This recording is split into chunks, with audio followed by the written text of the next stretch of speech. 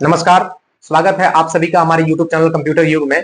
जैसे कि आपको पता है कि कंप्यूटर युग YouTube चैनल बेल्ट्रॉन की सभी इंफॉर्मेशन आप तक सबसे पहले पहुंचाता है और उसी क्रम में आज आपको बता देंगे हम कि किस कैटेगरी को इस परीक्षा को पास करने के लिए कितने नंबर लाने होंगे। जनरल को कितने नंबर लाना होगा, ओबीसी, एससी, एसटी और पीएच कैंडिडेट्स कितने नंबर अगर लाते हैं आप तो बेल्ट्रॉन डाटा एंट्री ऑपरेटर परीक्षा 2024 आपकी क्लियर हो जाएंगी। तो इस क्रम में हम बात करेंगे और आपको पूरी एनालिसिस दिखाएंगे इस वीडियो में। तो अगर आप हमारे चैनल पर नए हैं और अभी तक हमारे चैनल को सब्सक्राइब नहीं किए हैं तो आप निश्चित रूप से चैनल को सब्सक्राइब कर लीजिए। तो चलिए आज आपको हम बताते हैं कि बेल्ट्रॉन डाटा एंट्री ऑपरेटर परीक्षा में किस कैटेगरी को कितने नंबर लेके आना होगा।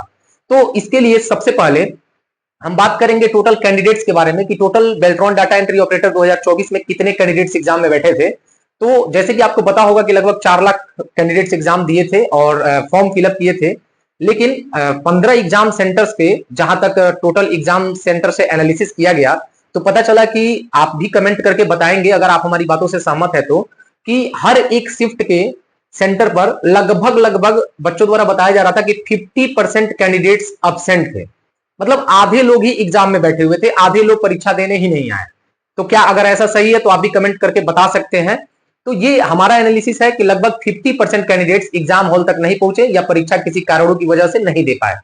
तो 4 लाख कैंडिडेट्स ने फॉर्म फिलअप किया था लगभग, जिसमें से 50% अगर हम निकाल दे, चलिए 50% हम नहीं निकाल देते हैं, हम 40% या 35% अगर माइनस करते हैं तो हम ये मान लेते हैं कि 1.5 लाख कैंडिडेट्स एग्जाम नहीं दे पाए, अब्सेंट हो गए।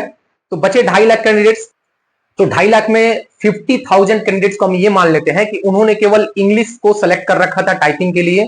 तो बचे 2 लाख। अब 2 लाख के हिसाब से अगर हम रेशियो निकालते हैं तो बेल्ट्रॉन द्वारा ऐसा माना जा रहा है, अनुमान लगाया जा रहा है कि 8,000 से 12,000 तक सिलेक्शन की जाएगी इस लिस्ट से। टोटल सभी विभागों को अगर जोड़ लिया जाए तो मिनिमम 8,000 और मैक्सिमम 12,000 तक सिलेक्शन की जाने वाली है बेल्ट्रॉन द्वारा। तो एक सीट के लिए अगर हम रेशियो निकालते हैं 2 लाख कैंडिडेट्स के अगेंस्ट तो एक सीट के लिए लगभग 17 कैंडिडेट्स पढ़ेंगे। मतलब 1:70 का अनुपात रहने वाला है इस एग्जाम को लेकर के, लगभग 17 लोगों में एक कैंडिडेट पास होगा। तो उस क्रम में हम एनालिसिस किए हुए हैं और आपको आज बताएंगे भी कि किस कैटेगरी को कितने नंबर लेके आने होंगे। उन 17 में से एक कैंडिडेट कौन होगा जो इतने नंबर लेके अगर आप आ जाते हैं तो फिर आप 17 में से एक कैंडिडेट हो जाएंगे, आपकी सिलेक्शन पक्की हो जाएगी और ये नौकरी आपको मिल जाएगी। तो चलिए आपको हम कैटेगरी वाइज बताते हैं और दिखाते हैं कि किस कैटेगरी को कितने नंबर लेके आने हैं। तो अपना वॉल्यूम तेज कर लीजिए और आपको अब हम बताते हैं कि कौन से कैटेगरी को कितने नंबर्स लेके आने हैं। और आपको थोड़ा सा साउंड का प्रॉब्लम सुनाई दे रहा होगा कुछ टेक्निकल इश्यू की वजह से, तो आप अपने वॉल्यूम को थोड़ा तेज कर लीजिए और फिर देखिए आपको कैटेगरी वाइज पूरी इन्फॉर्मेशन आज हम बताएंगे कि general, EWS, OBC, SC, ST, pH और फीमेल कैंडिडेट्स को कितने नंबर लेके आने होंगे बेल्ट्रॉन डाटा एंट्री ऑपरेटर परीक्षा 2024 को क्रैक करने के लिए। तो सबसे पहले हमारी स्क्रीन पर दिखाई दे रहा है जनरल कैंडिडेट्स का, और इस जनरल में मेल और फीमेल दोनों की डिटेल्स दी गई है। जनरल मेल को मल्टीपल चॉइस क्वेश्चन टेस्ट में 40 नंबर लेके आना होगा कम से कम पास करने के लिए। हालांकि ये अनुमान है, तो आप श्योर नहीं हो सकते हैं पूरी तरह से, लेकिन 90% पॉसिबिलिटी है कि 40 नंबर मल्टीपल चॉइस क्वेश्चन में उठाएगा। अगर इतने नंबर आप लेके आते हैं तो फिर आपकी सिलेक्शन पक्की है। हिंदी टाइपिंग में 30 वर्ड पर मिनट और इंग्लिश टाइपिंग में 35 वर्ड पर मिनट आपको लेके आना होगा अगर आप जनरल और मेल कैटेगरी से आते हैं तो। फीमेल कैटेगरी के लिए 38 नंबर मल्टीपल चॉइस क्वेश्चन में आपको लेके आने हैं और हिंदी टाइपिंग में 29 वर्ड पर मिनट और इंग्लिश टाइपिंग में 33 वर्ड पर मिनट लेके आना पड़ेगा।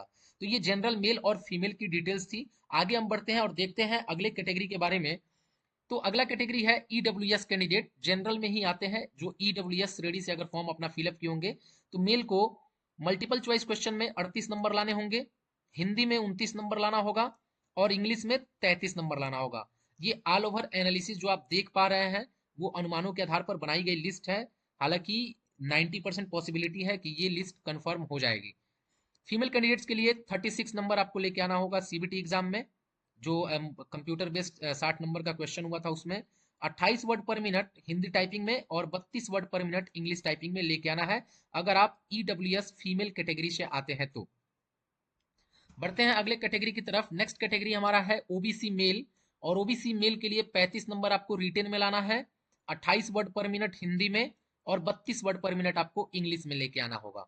अगर आप ओबीसी फीमेल कैटेगरी से आते हैं तो आपको 33 नंबर लाना होगा मल्टीपल चॉइस क्वेश्चन में, इट मीन रिटेन एग्जाम में, 27 वर्ड पर मिनट हिंदी और 30 वर्ड पर मिनट इंग्लिश में आप लेके आते हैं तो आपकी एग्जाम सिलेक्शन पक्की हो जाएगी। बढ़ते हम अगले कैटेगरी की तरफ। नेक्स्ट कैटेगरी जो है वो है एससी मेल। अगर आप शेड्यूल कास्ट मेल से आते हैं तो फिर 30 वर्ड पर मिनट 30 आपको सीबीटी एग्जाम में लेके आना होगा। मल्टीपल चॉइस क्वेश्चन में 30 नंबर आपके आने चाहिए। 26 वर्ड पर मिनट हिंदी और 30 वर्ड पर मिनट इंग्लिश में आपके आने चाहिए, तो आपकी सीट कंफर्म मानी जाएगी, आप मेरिट लिस्ट में आ जाएंगे। अगर आप एससी फीमेल से आते हैं तो 28 मल्टीपल चॉइस क्वेश्चन में 28 नंबर लाने चाहिए, 24 नंबर हिंदी में और 28 नंबर इंग्लिश में। ये वर्ड पर मिनट है, 24 वर्ड पर मिनट और 28 वर्ड पर मिनट WPM, ये इतने आपको लेके आना होगा। हालांकि वहां रिजल्ट्स की स्ट्रोक में दिखाई दे रहा था, तो की स्ट्रोक को अगर आप निकालते हैं तो 5 की स्ट्रोक बराबर 1 वर्ड माना जाता है। बाकी इसमें अगर जो आपने गलत टाइप किया होगा तो उसके नंबर्स को माइनस कर लीजिएगा, वही आपकी वर्ड पर मिनट हो जाएंगी। अगर आप एसटी मेल कैटेगरी से आते हैं तो फिर आपको 30 सीबीटी एग्जाम में लाना होगा मल्टीपल चॉइस क्वेश्चन में, 25 नंबर हिंदी टाइपिंग में और 28 वर्ड पर मिनट इंग्लिश में आपको लेके आना होगा, अगर आप एसटी मेल कैटेगरी से आते हैं तो। हालांकि ये मेल और फीमेल हम इसलिए अलग बनाए हुए हैं कि बिहार गवर्नमेंट में फीमेल को अलग से भी रिजर्वेशन मिलता है। अगर आप फीमेल बिहार के निवासी हैं तो आपको अलग रिजर्वेशन क्राइटेरिया आपके साथ लागू की जाएंगी। एसटी फीमेल के लिए 28 नंबर लेके आना है आपको मल्टीपल चॉइस क्वेश्चन में, 24 नंबर आपको लेके आना है हिंदी टाइपिंग में और 27 वर्ड पर मिनट इंग्लिश में लाना पड़ेगा। क्योंकि अब कुछ लोग ये भी कमेंट्स करेंगे कि ये काफ़ी ज़्यादा नंबर्स बताए गए हैं, तो देखिए ये आपके फीलिंग्स के साथ हम नहीं खेल रहे हैं, जो फैक्ट है वही हम आपके सामने रख रहे हैं। और जहां तक आपको पता है कि अगर 4 लाख की बात कर रहे हैं हम, उसमें से 2 लाख कैंडिडेट्स भी अगर एग्जाम दिए होंगे तो निश्चित रूप से मेरिट इतनी हाई जाएगी। अगर आप पीएच कैटेगरी मेल से आते हैं तो आपको 28 नंबर लाना होगा मल्टीपल चॉइस क्वेश्चन एग्जाम में, 23 वर्ड पर मिनट हिंदी में लाना है और 26 वर्ड पर मिनट इंग्लिश में लाना है, तो आपकी पैनल में नाम आ जाएगा और आपका मेरिट लिस्ट बन जाएगा। अगर आप फीमेल कैटेगरी से आते हैं तो 26 नंबर लेके आना होगा मल्टीपल चॉइस क्वेश्चन टेस्ट में, जो 60 नंबर का हुआ था उसमें आपको 26 लाना है, 22 वर्ड पर मिनट हिंदी में लाना है और 25 वर्ड पर मिनट आपको अंग्रेजी में लेके आना है। तो ये टोटल एनालिसिस है। हालांकि कुछ लोग अब ये भी बताएंगे कि हम अदर स्टेट से बिलोंग करते हैं, हमको कितना लाना होगा। तो आपको बता दें कि आप जनरल कैटेगरीज में माने जाएंगे, जो हमने अभी थोड़ी देर पहले बताया हुआ है कि जनरल को कितने नंबर लेके आना है, तो वही चीजें आप पर भी लागू होंगी। तो ये टोटल मेरिट लिस्ट किस आधार पर बनेगी और किस कैंडिडेट्स को किस कैटेगरी को कितने नंबर लाने होंगे, ये आपने देखा। और ये एनालिसिस करके बनाए गए हैं, 2 लाख कैंडिडेट्स को ध्यान में रख के बनाए गए हैं और पर सीट 18 रेशियो के हिसाब से ये मेरिट लिस्ट तैयार की गई है। पॉसिबिलिटी है कि 90% इसी मेरिट लिस्ट पे डाटा बनेगा और रिजल्ट आपकी तैयार होंगी। तो आप लोग अपने हिसाब से देख लीजिए और अपना एक बार जब भी आंसर की आता है तो आप मैच करवा लीजिए। अगर इतने नंबर्स आपके आते हैं आंसर की में, तो फिर निश्चित रूप से आपकी पैनल में नाम आ जाएगी। तो आपने देखा किस कैटेगरी को कितने नंबर लाना है। अगर आप उस कैटेगरी से बिलोंग करते हैं तो अपने कैटेगरी के अनुसार आप नंबर्स मिला लीजिए। अनुमान यही लगाए जा रहे हैं कि बेल्ट्रॉन द्वारा इतने नंबर अगर आप लेके आ जाते हैं बेल्ट्रॉन एग्जाम में तो आपकी सीट सिलेक्शन पक्की मानी जाएगी। तो मिलते हैं अगले दिन आपको एक और इंफॉर्मेशन लेकर के हम। तब तक के लिए आप सभी हमारे चैनल को सब्सक्राइब कर लीजिए और इस वीडियो को ज्यादा से ज्यादा शेयर कीजिए।